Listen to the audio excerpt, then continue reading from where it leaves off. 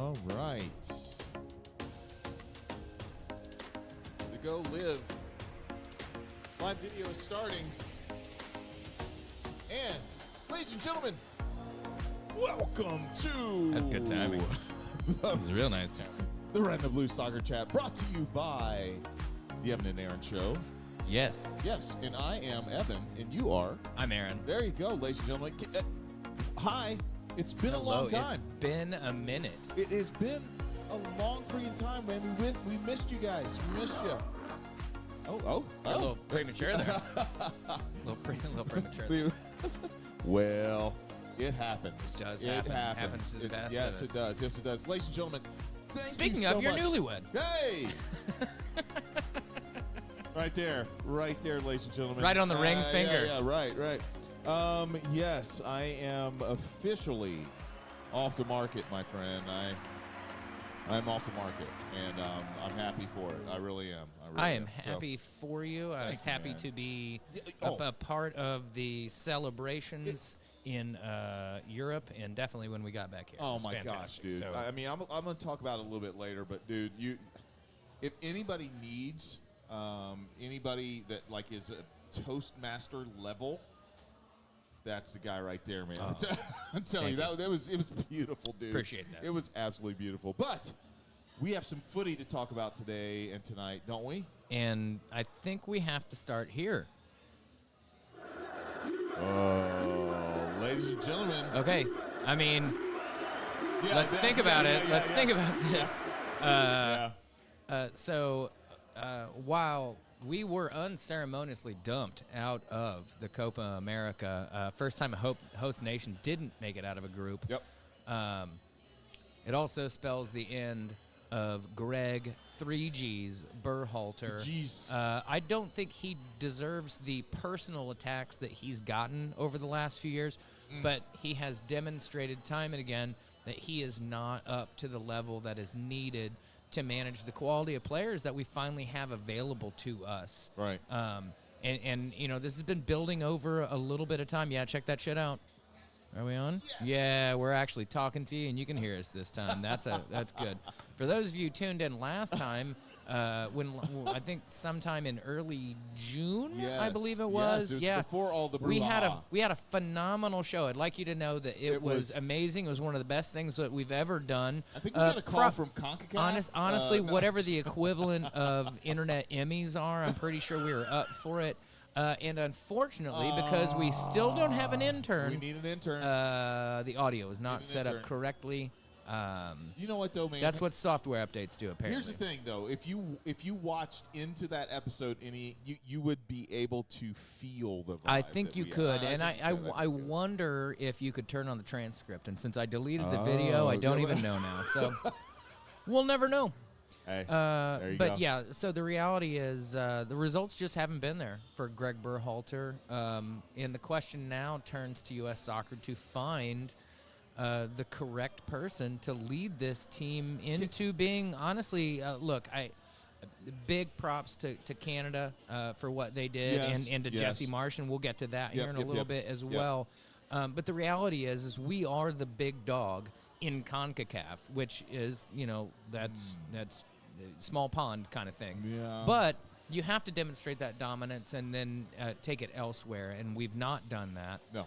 No, we haven't. And we need to find the manager that can do that. I don't want to speculate because realistically, I just don't think there's a lot of guys that are truly available to us, either because they're not actively looking, or they have their own active coaching role, or they're just outside the price range that we're willing to pay, especially with the new pay equality with the women, which I think is appropriate. Yes, I mean, absolutely. Emma Hayes is a better coach than Greg Berhalter. Yes, absolutely. Absolutely. I think, and here's the thing. Can we pause on Berhalter just for a minute? Sure. Because I think Berhalter is suffering from, and Ohio State fans will understand this, the John Cooper curse. Like Berhalter, he has won and has the highest win percentage of a USA coach, in recent history.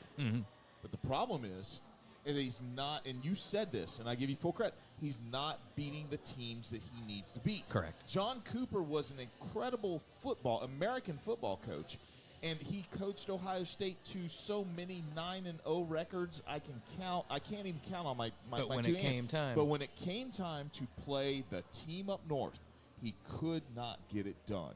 And this is what has killed Berhalter, is that he is not able to get this done whenever it comes to just getting out of the group stage, Yeah. Aaron. I mean, that is indicative of what his Well, tenure has been. I will say that they looked good in the first match. It's Bolivia. They scored. They got out front. They took control. They kind of shut up shop in the second half.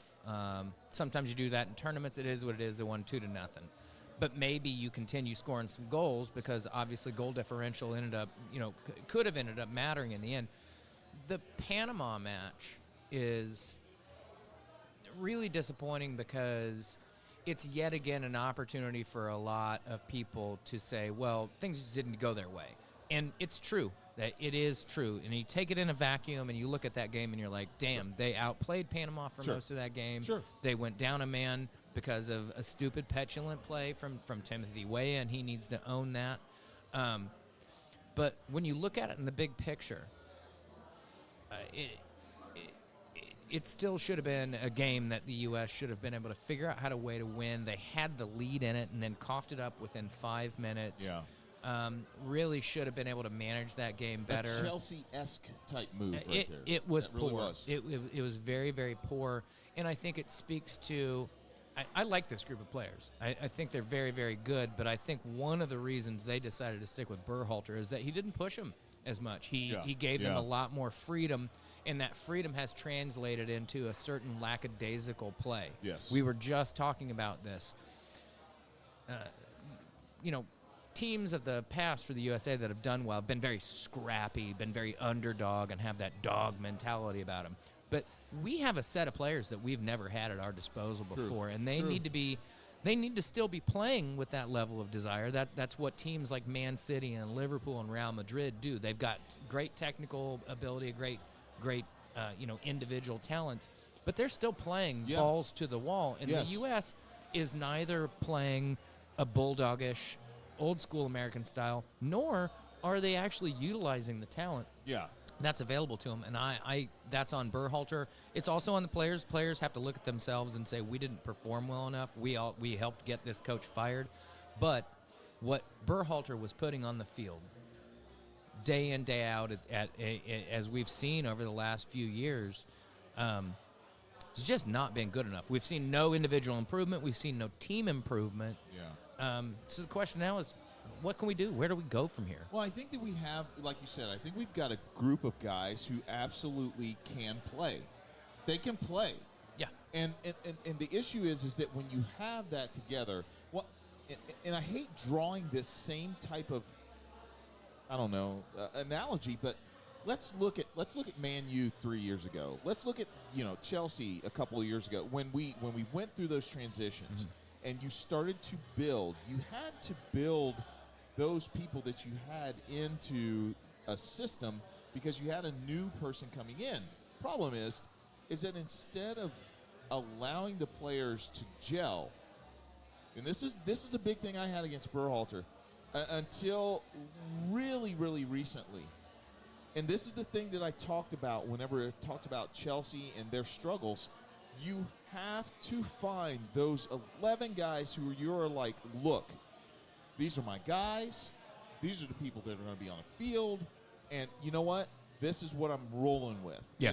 And I just don't think – and I get it. I get that there are international guys who are going to be there sometimes and who's not going to be there sometimes. I get it. But as a team, you have to – you've got to understand that there is just this cohesion that has to happen. Yeah. And why is it happening with other teams and it's not happening with the U.S.? That's the question. Because the other teams have international players too. So why the hell is it not happening with the U.S. and it's happening with other teams?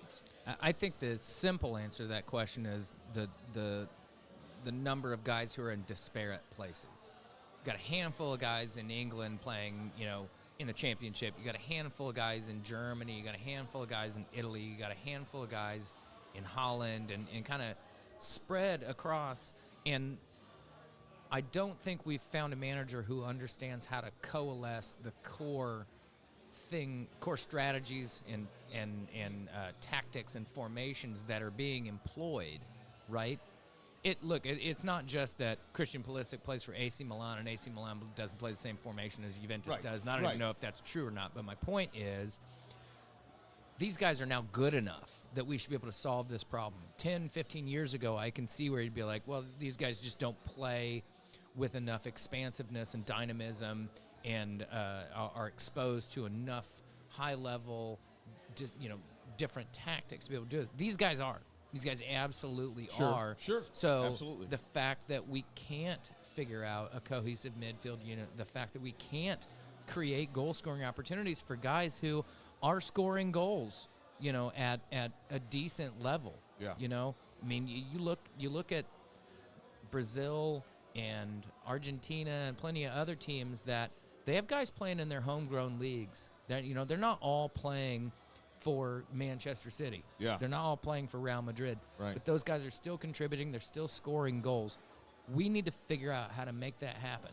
Yes. And absolutely. We need a manager who can challenge the European-based players in the way that they get challenged by their clubs, and elevate the MLS-based players to want to emulate that and say, you know what, I could do that. I just happen to be at this particular club. Yeah. I think that's a great answer, man. Let's turn the page to the women's team. All right. Going into the Olympic tournament, they are in Group B, and they are in the group with Zambia, Australia, and Germany. It's a tough group, man. I really do think that, you know what, this is an incredibly tough group to get through.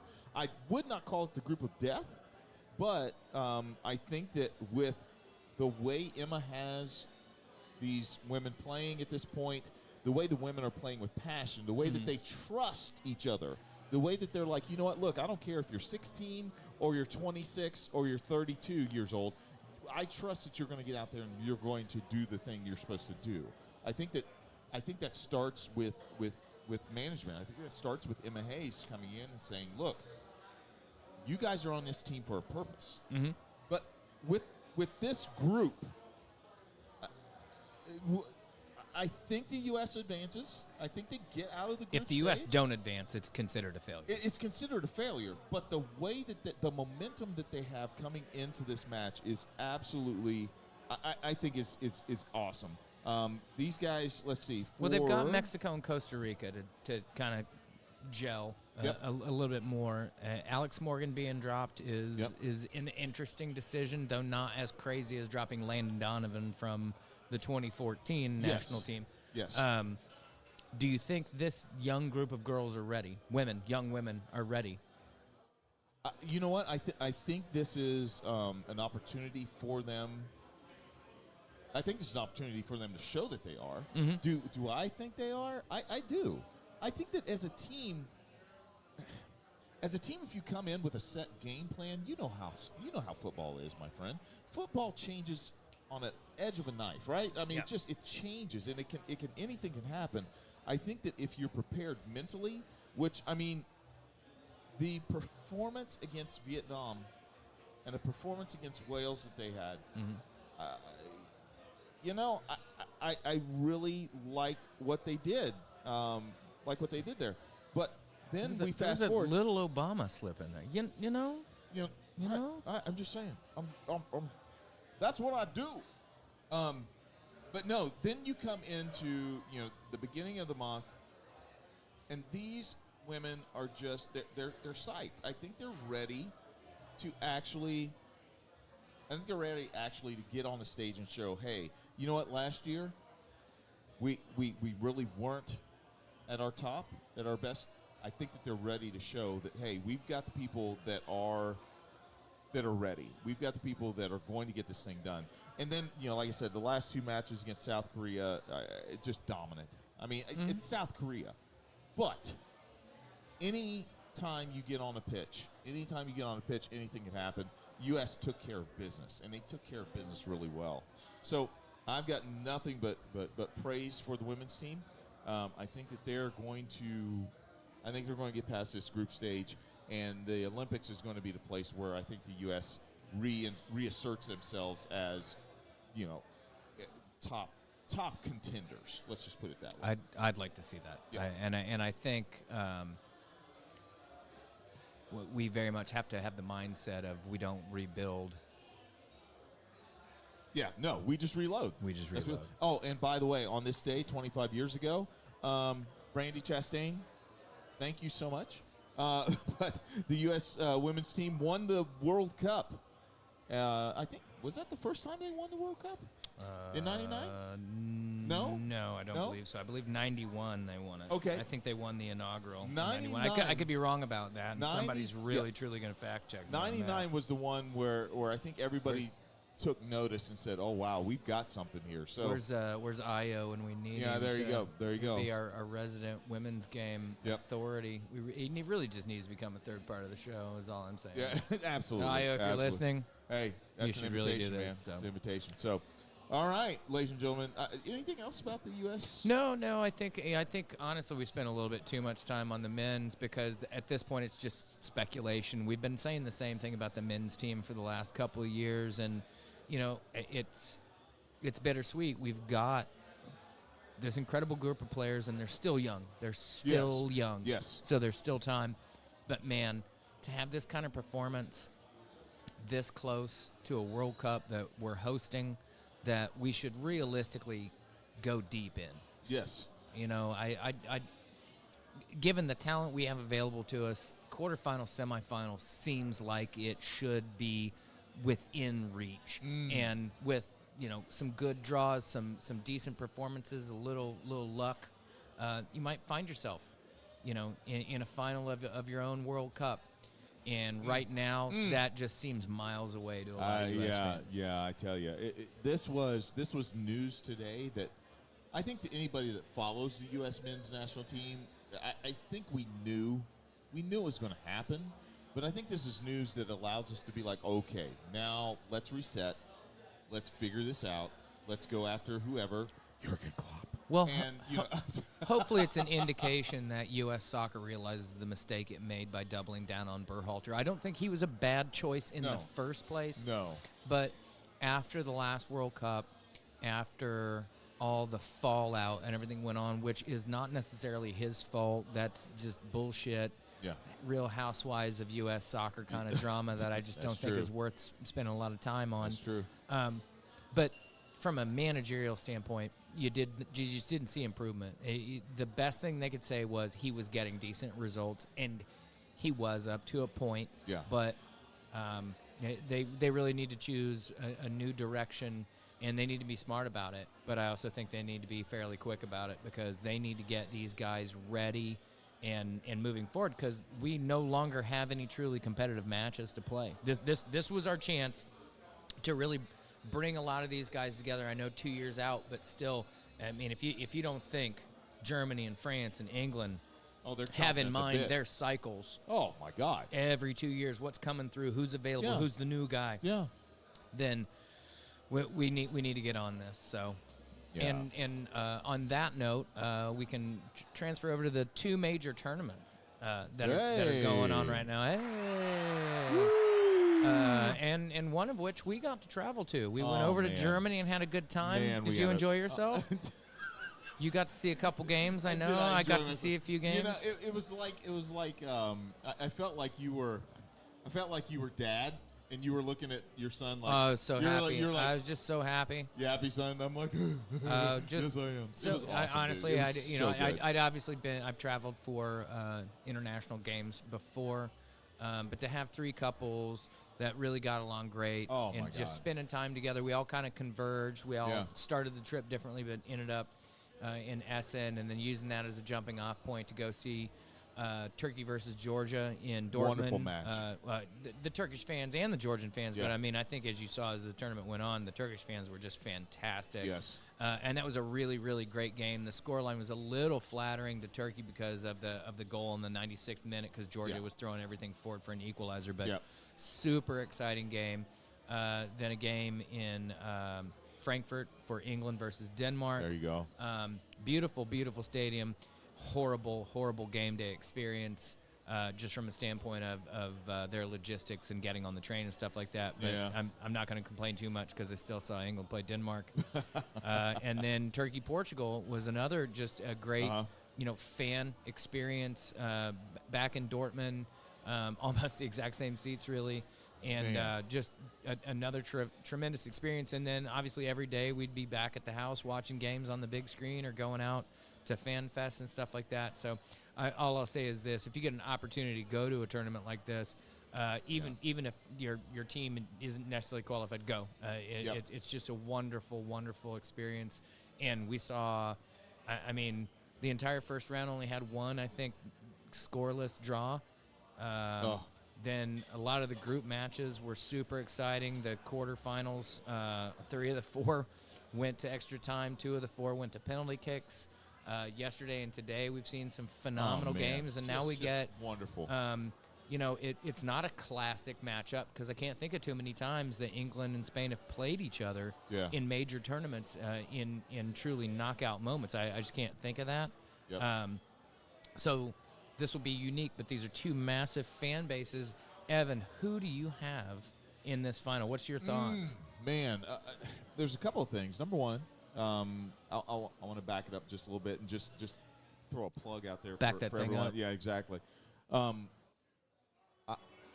know we have a few listeners who All tens of you. Yeah, all tens of you who haven't necessarily been with the beautiful sport for a while, for a long time. I highly suggest, please, save your nickels, save your dimes, get over across the pond to see a match. Hit us up. I'll be Papa Bear again and show you all a really fantastic time. This guy is absolutely amazing. We would love. I want to hear from you guys. If you've been to an international match, I want to hear from you. If you are planning on going, please don't break those plans, because I'm telling you, it is unlike anything that I've experienced. You've never experienced anything like that? Never experienced anything like it. I don't care. The best Colts game. I would put Turkey, Georgia up against a Colts playoff game. And Turkey, Georgia wins for me every single time. I especially when it comes to club, but at international level, in the group stages, when you can pick games that your team is definitely playing, right? Yes. Like if you go for a semifinal game, you're hoping your team's there, but may not be. You may even get the wrong semifinal. But for those group stages and for club games in general, the only thing that compares is basically Southeastern American college football. Just the all day long tailgating, the singing, the food, the rivalry, the chanting, all the songs. It's the only thing that remotely comes close. Yep. And then imagine if Alabama and Auburn were 2 countries. That's true. And they kind of are. They kind of are. But that's what we're getting at here. And it was a truly great experience. Yes. Yeah, there's the occasional political kickoff. Somebody says some things. But I tell you what, some of the best banter we saw was, I believe, a group of Albanian fans walking over to a group of Italian fans on the street and breaking pasta in front of them. Yes. And then like a day or so later, whoever France was playing, they came over and tore a baguette in half. And it's the same sort of thing. So there's a lot more playfulness than politics over there. Yep. And saw some great fans. The Germans had a running joke that they weren't going to allow the Scots to leave because the Scots were so fun. Now, part of that might have been Germany beating the shit out of them 5-1 in the first match. That is true. But I'll tell you what, Scottish fans are some of the best on the planet. They can get a little out of control. They're not quite like the British in that sense. They can drink all the beer. They do drink all the beer. We hung out with them in the Marienplatz in Munich, and it was a nutty time. And I know you know that square. Oh, yeah. Good time. So second thing I want to say. Yeah.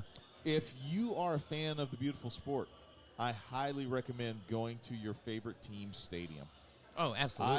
I was fortunate and literally like emotional at one point, finally getting to Dortmund to just see a match at Dortmund City. We need to post some of our pictures on our page here. Yeah.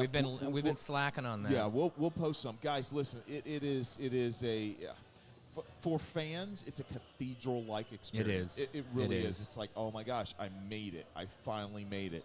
And with that being said, I'm going to say England. I'm going to say England 3-1. Oh, that is a bold stance, my friend. Go England. We are at halftime. We're at ladies and halftime, gentlemen. and once again, we say mad thanks to thanks. Chatham Mad Tap thanks. Fishers for allowing us to broadcast from Speaking here. of mad, to be in. we got Maddie. We got Maddie. Back here for the first time on the podcast. best bartenders Woo! and wait staff around. Honestly, come in 3 o'clock, 8 o'clock for the Euro and the Copa this weekend. Yes. You should probably get here well before 3 o'clock and 8 o'clock. I'm just saying. We're going to be The here. English and the Spanish and probably every other nationality that you can think of is going to be here. Yep. Cheering against one of those teams. Slanty. Are we going to put a tent up back here? Like because we're going to sleep during the day. We probably should. We probably should. I'm just saying. We're going to put some cots in the back room. We're going to move the golden tee. All right, so let's get into it. This is where we, kind of messed up on the last podcast. Did not get, to talk about our teams. We talked about him. We talked a shit ton about him. We did, but you guys did not Hey, get to does hear it. anybody know that United won the FA Cup final? I mean, they did. They did. Yeah, so, I mean, I guess a quick wrap-up. I mean, Yeah, let's do it. yeah, I'll do your team and you do mine. Oh, yeah. Okay. Chelsea really managed to put that final month together to really get what Poch was trying to do with that team. I think they were unbeaten in the month of May. I think they were unbeaten from their semifinal loss in the FA Cup to City, and basically ran out the season with only one draw. They played very, very well. They ended up actually leapfrogging United into, I think, 6th place. So may I? So yeah, I mean, absolutely. yeah. I think it's hard for a club like ours, either of our clubs, to look at a 6th place finish and no trophy. Yeah, I get it. As anything like success, but it doesn't exist in a vacuum. And I think if somebody around January 1st would have said, "Hey, Evan, Chelsea's going to finish 6th, and you're going to make the Europa Conference League," you'd have bitten their hand off for it, because I believe you were in 10th or 11th or 12th place. Yeah. Really not being able to put results together. So I have to say that all in all, it ended up being a decent finish to the season for Chelsea. Yeah. I think it's unfortunate you decided to get rid of Poch.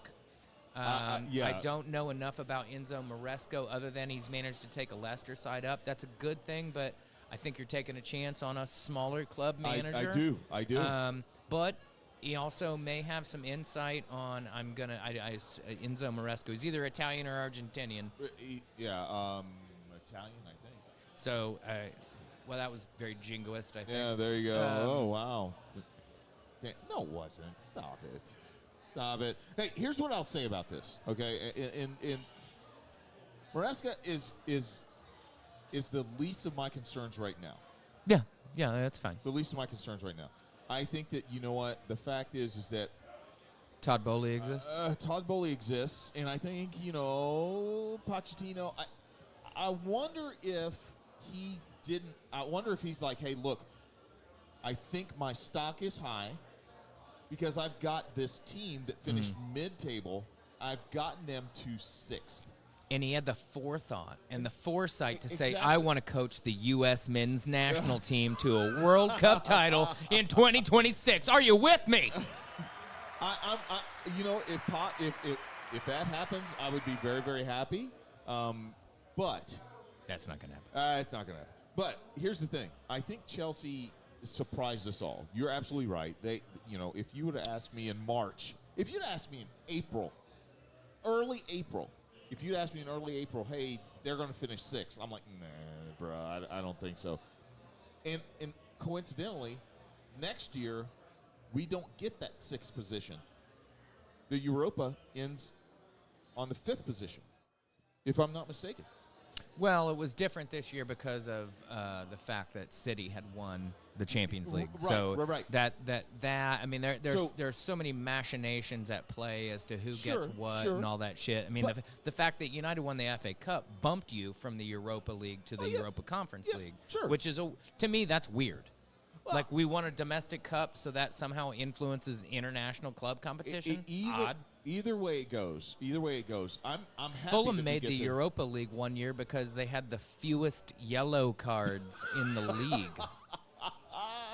I did not know this. Right? Oh my God! But what I'm saying is that I am very proud of the way that we ended the season.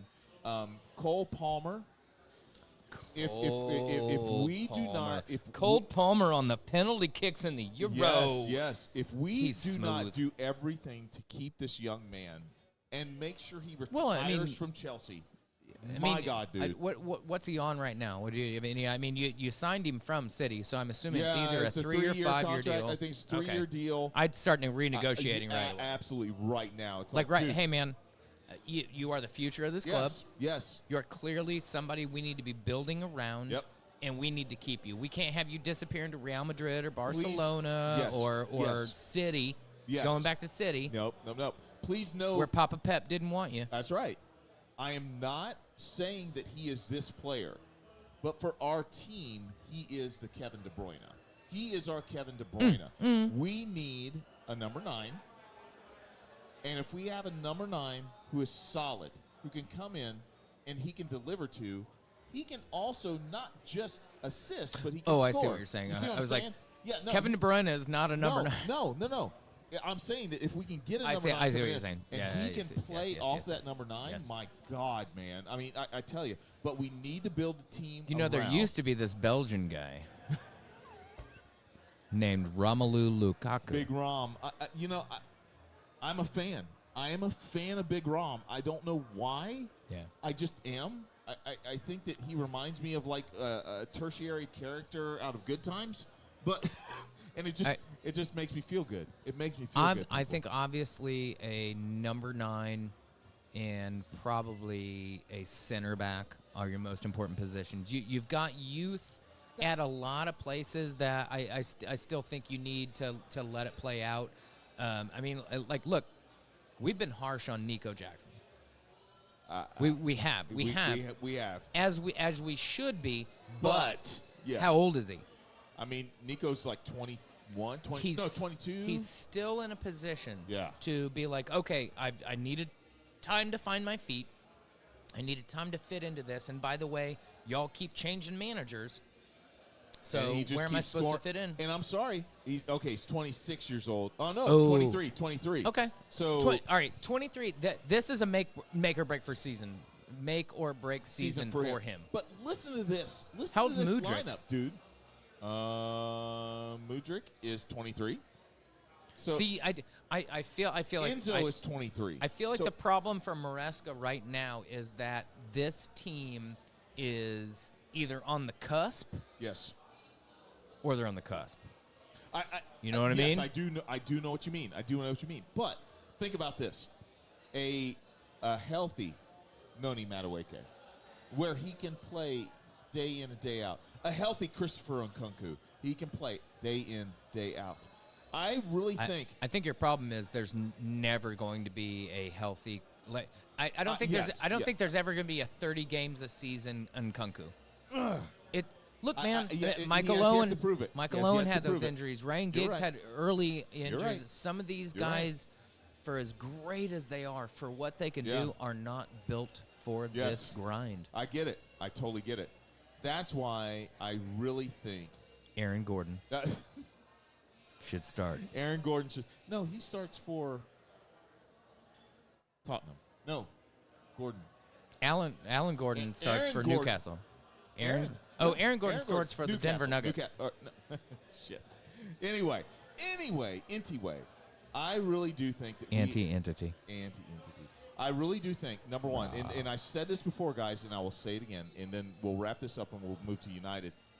I think Axel Disasi, I think that if they go to him and say, this is your defense, dude, I really do think that he can fill that role. He can fill that role of enforcer. He can fill that role of kind of like the leader back there. I like the guy. I like his style of play. I think with Petrovic back there, I think that we really have something that is brewing. I think Caicedo started to come on at the end of the season. I think he has an opportunity, especially in the Euros, to prove himself, to say, hey, look, I do belong here. I can play at this level. And I think he's shown it, to be quite honest with you. I think he's shown it. There's been a couple of matches where I'm like, he's gonna screw this up, and he hasn't. I'm going to make a controversial statement. Oh, God. But I stand by this because I think it would be good for the club. You're going to say Chilwell has to go. Reece James has to go. You'll get the English tax out of him. You'll get extra money out of him. You send him to Newcastle or Everton or West Ham, all those teams that are willing to spend way too much on an English guy. I'm going to say and you free up this spot for a guy who can actually be healthy and play on a regular basis for you, because Reece James's most recent contributions are being hurt and red cards. I'm going to say something a little more controversial. Do it. Not only Reece James, but trade the duo. I think Chilwell, I think you trade them. You trade them both. Look, they had been out of the squad more than they've been in.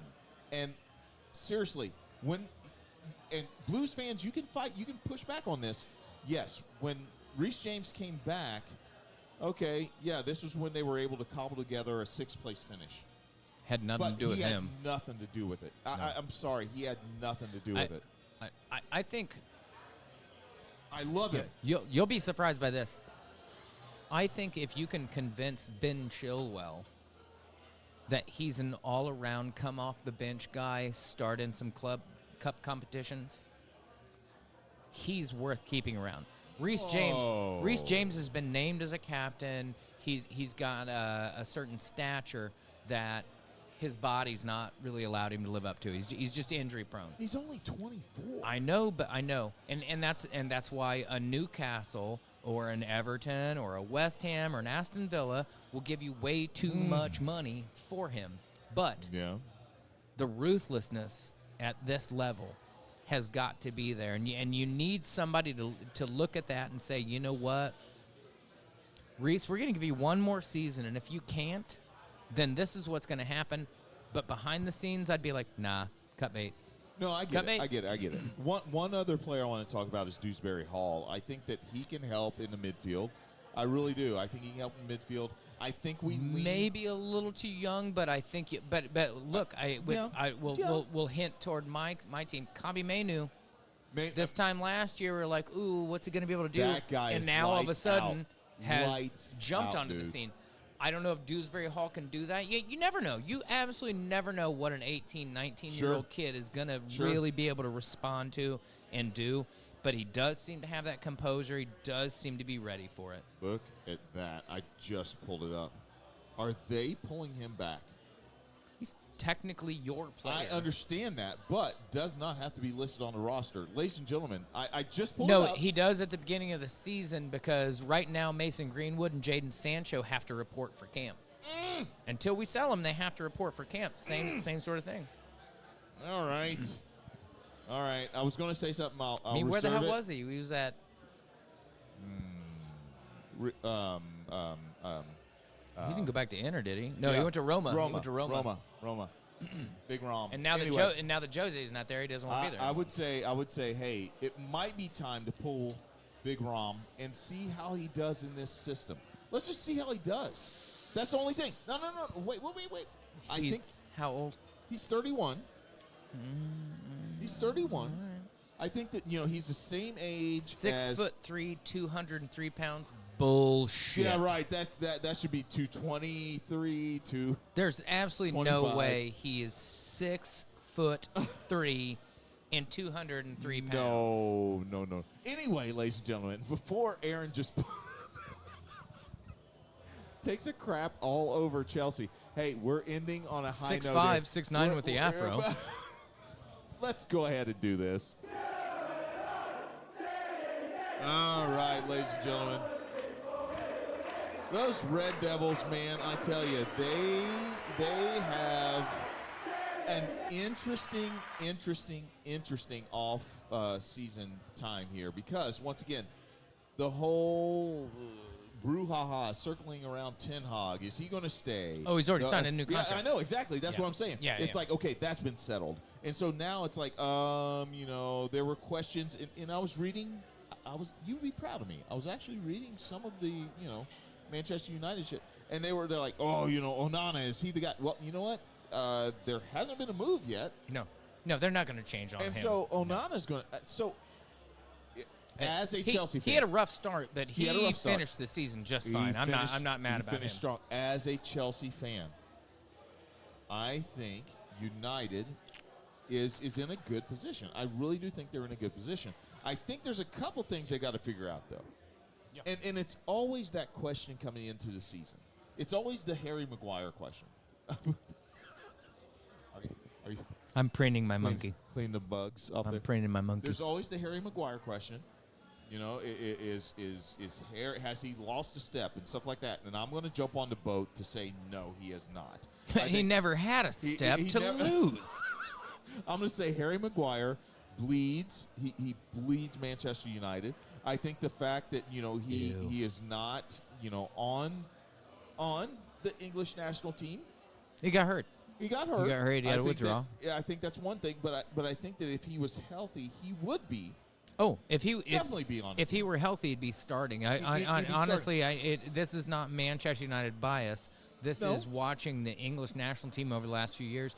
Harry Maguire and Luke Shaw are integral to the way Gareth Southgate wants to play. Yes. And without them, they've had to make adjustments, and they've made it to a final, so they've obviously been able to do that.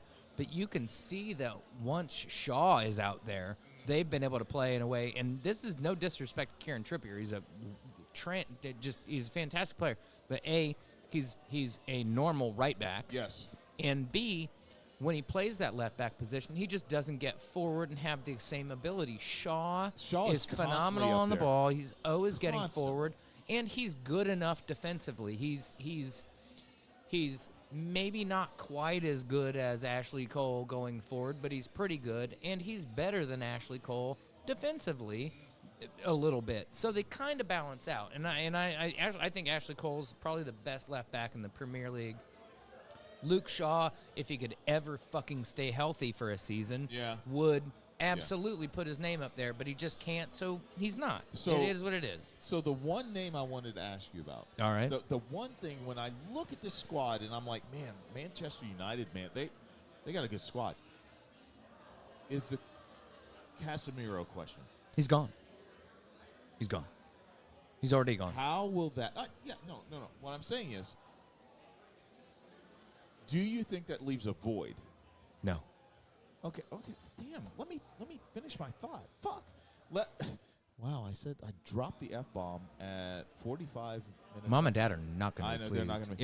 If they tuned in, they would not be happy about it. If they watched a show about soccer, they would be displeased. Probably from the outset. The age of this squad. Johnny Evans, 36, right? I mean, not a starter. Not a starter. Okay, Eriksen, 30, 32. Not a starter. Okay. So, the veteran voice that you're banking on is Harry Maguire? Bruno Fernandes is the leader of this team. Okay. And coincidentally, he's 29. You're right. He's there. He's absolutely the leader of this team. Okay. All right. They might give Harry the captain's armband, but the leader, the person who goes out there and bleeds on behalf of this team and covers every blade of grass, is Bruno. Damn. And I'm not worried about Casemiro because one, the legs were gone. Two, McTominay and Mainu are obviously of good enough quality. I think Mainu needs to probably end up moving a little bit further forward. I think once we get the personnel in place that we'd like to have, you're going to see Mainu pushed a little further up, and that's going to free Bruno up that much more. I mean, think about last year when He's one of my new favorite players to watch. When Eriksen was healthy and playing well. Yeah. Bruno was amazing because he could just do whatever he wanted. I called him mom and dad. They are literally the mom and dad of that team. Someone find this out for me because I keep hearing different pronunciations, but either Kobe or Kobe, he's a true box-to-box midfielder in my opinion. Yeah. I think he's a good enough defensive or holding midfielder, but what you really want is him playing forward passes and following up the play. I don't know that he's going to score a ton of goals. The stat in the Euro that he has? Going into today, he had the highest pass completion percentage of any midfielder at the Euro who had attempted 100 or more passes. That's stupid. And going in, it was like 134 out of 139. So he'd misplaced 5 passes. It was like 98% pass completion. And I can think of 2 today, but I can also think that he played a lot of passes. I bet he played 30 or 40 passes today. So another 2 more. I think he's still doing okay. Yes. And in general, you don't realize he's physically imposing. He wins tackles, but he doesn't just today, wins tackles and then immediately just says, "I'm charging forward." He's not like, "Oh, what are we doing?" No, I want to tackle off of you in a solid position. I'm exploiting it. He was one of the ones that I did not see a lot of back passing from. He's like, you know what? I will turn on you. He's the anti-Declan Rice. Yeah. Wow. So, ladies and gentlemen, literally, I think both teams are set up. I'm totally fine that I didn't spend 100 million pounds on Declan Rice. There you go. There you go. So, ladies and gentlemen, what that does is that brings Arsenal us fans. into the Hey Aaron segment. And I've asked to commandeer this segment. So it's a Hey Evan segment. Is it? I mean, okay. Okay, it is a Hey Evan. Hey Evan. Yeah. I need to say this, guys. I need to say this. This is, you are catching Mr. Blue, Evan, at probably one of the most happiest times in his life. He's very happy. Although I do have a picture of him holding a Dortmund scarf in the Dortmund Stadium. That is true. And I think you can see a hint of Chubb. It was rainy and cold out. It was raining and cold out, so we got to give the benefit of the doubt. Shrinkage. But yeah. But what I'm Marion about to kids, say you is didn't this. hear that. Is that this man sitting to my right? I mean, this guy. Your left. Yes, your left. This guy. I asked him early on. I said, "Hey, man, would you be able to say something at me and Mrs. Blue in my wedding reception?" And he said, "Absolutely." And what was shared that night, my friend, was absolutely masterful. It encapsulated like our relationship. You were able to talk about Mrs. Blue and how all of just how everyone embraced this. They embraced it and they were like, yes, finally, you're choosing you. And I think that for this segment, it's not going to last long, but I think for this segment, that's my hope for everyone is that you guys literally embrace yourself as far as what you want, not just what you need in life, but what you want in life. Because here's the thing: I wanted close friendships. I wanted close relationships. I wanted these. I wanted a Cheers that I could come to. And by God, I got it. And the words you said, my friend, I cannot tell you how appreciative I am of it, how beautiful those words were. I have watched, guys. I've watched that speech probably 4 or 5 times now, and it makes me emotional every time I watch it, because you find that one person who who will stick by you through thick and thin. You find that one person. Literally, I think it's only one or two times if you're lucky in a lifetime. And dude, we found each other, and I appreciate you. I really do. I appreciate you. You are a hell of a guy, and Thank you. This podcast would not be possible if the love that we feel for each other wasn't there. So that's what I want to say. Well, I love you, man. thank you. I love you back. I appreciate it, and I was honored and happy to be a part of it. And I wish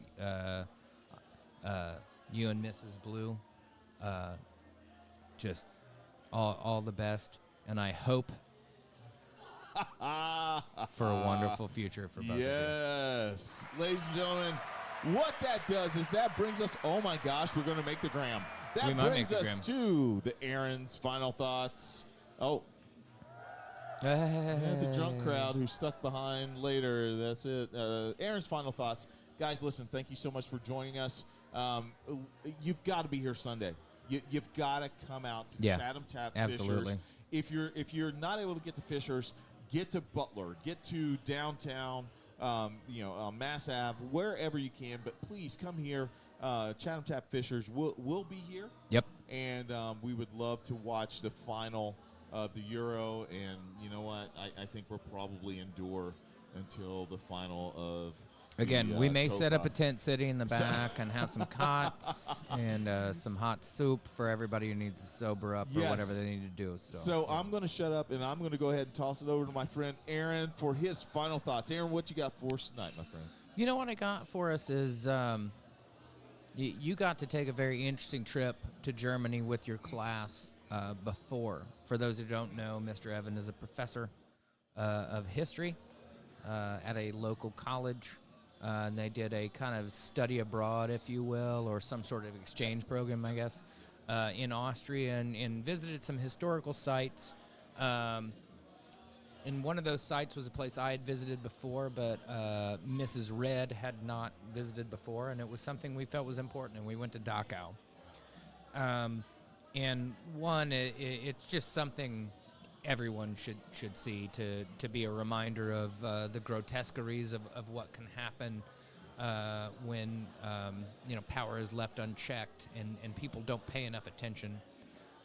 And it was hard to walk through it and not see parallels to what we're enduring right now. And I'm not going to list it bullet point by bullet point. I want you to check it out for yourself, but Project 2025 is pretty much a Hitler's greatest list or greatest hits list of things he wished and tried to implement. So when you think it can't happen here, it won't happen here, we don't behave like that, we're kind of already on our way. And we are at the precipice of 1933 Germany.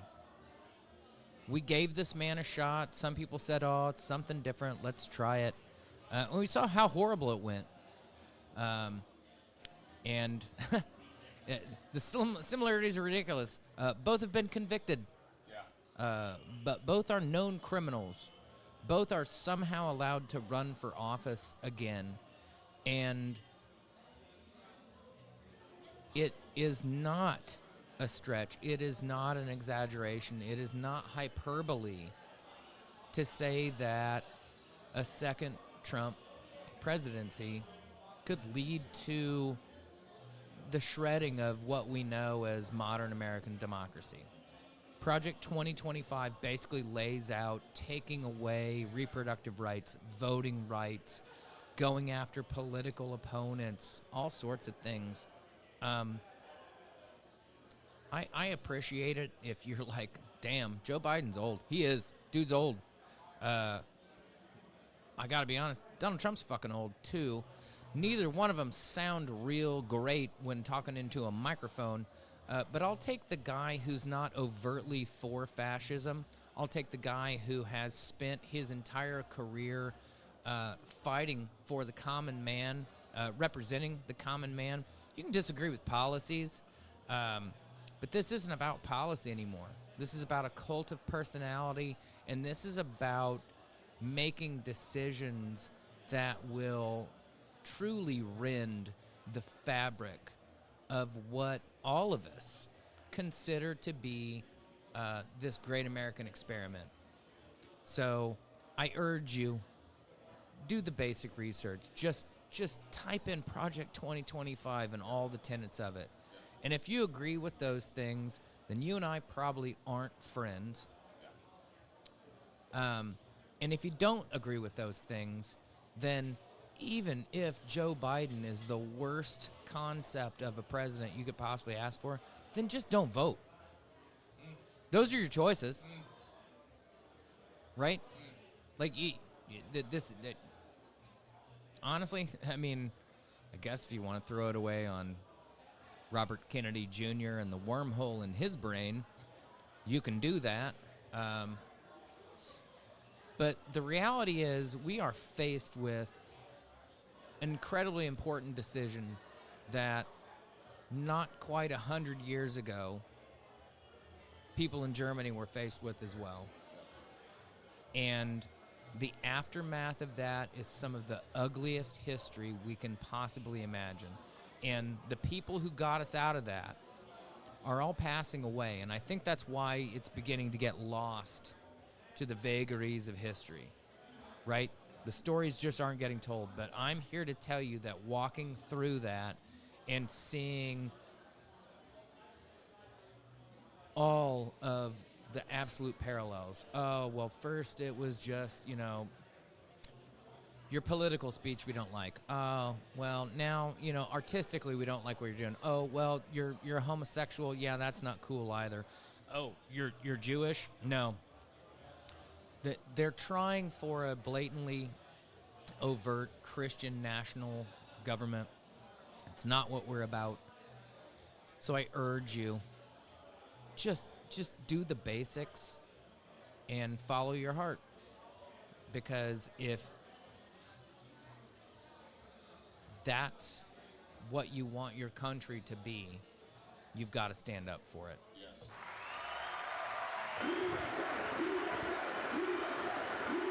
And ladies and gentlemen, with that, we bid you adieu. I mean, once again, dude, mic drop moment.